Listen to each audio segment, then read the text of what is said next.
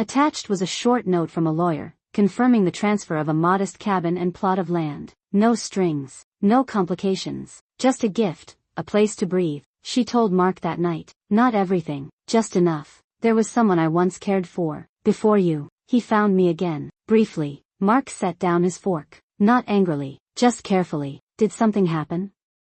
No, not like that. We talked. It opened something in me, something I think I've kept shut too long. Mark looked at her. Do you want to leave?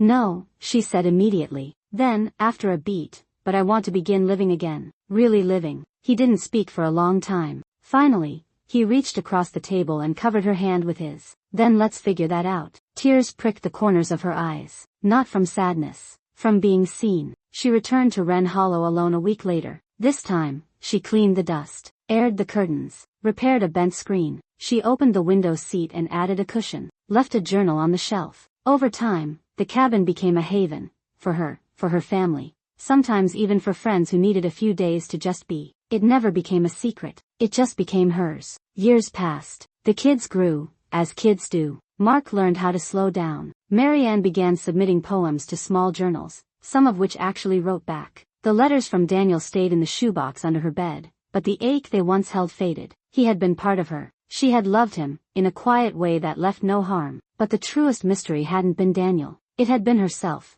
The version of her waiting to be remembered. She stood at the window at Wren Hollow, coffee in hand, the air smelling like pine and possibility. And she whispered, just to the wind, I'm still here. And now, I'm listening.